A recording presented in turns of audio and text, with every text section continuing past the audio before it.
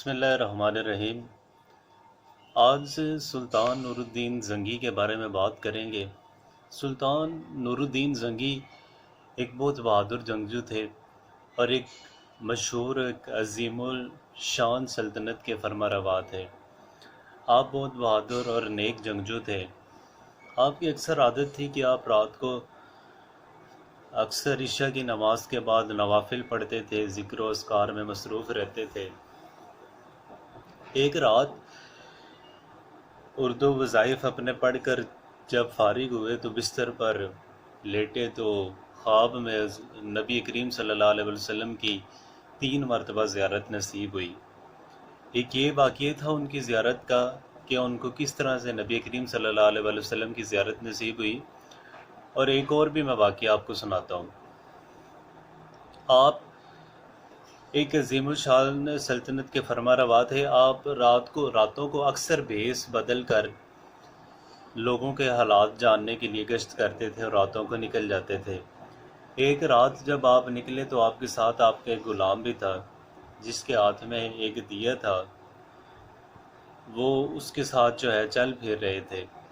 تو آپ چل پھر رہے تھے، آپ دیکھتے ہیں کہ سامنے ایک جو نوجوان تھا وہ کتابیں پڑھ رہا تھا، اور جب بھی اس کے پاس دیا تھا، جب بھی دیے کی جب شمع بجھ جاتی تو سامنے جاتا کہ پھر جاتا اور جہاں پر دیکھتا کہ شمع جل رہی ہے وہ وہاں پر جا کر بیٹھ کر کتابیں پڑھتا۔ آپ نے اس پر دیکھتے ہوئے اپنے جو غلام تھا اس کو بھیجا اور اس کو کہا کہ جو اپنے پاس ان کے پاس دیا تھا وہ جا کر ان کو دے دیا۔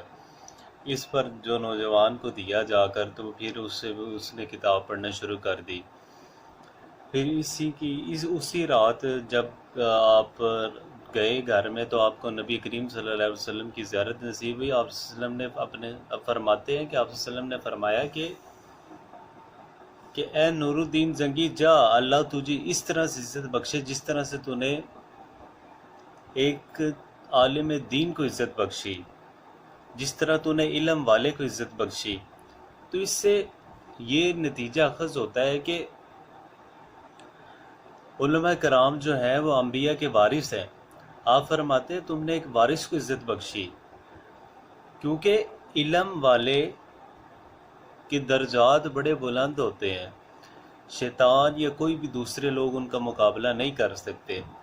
تو علم کے لیے یہ جو اصل میں انہوں نے دیا تھا اس نوجوان کو، وہ یہ ایک علم کا ہی دیا تھا۔ اور عالم دین بھی آج ہی اسلام میں امن کی شمع اور دین کی شمع اور علم کی شمع جلاتے ہیں۔ شکریہ۔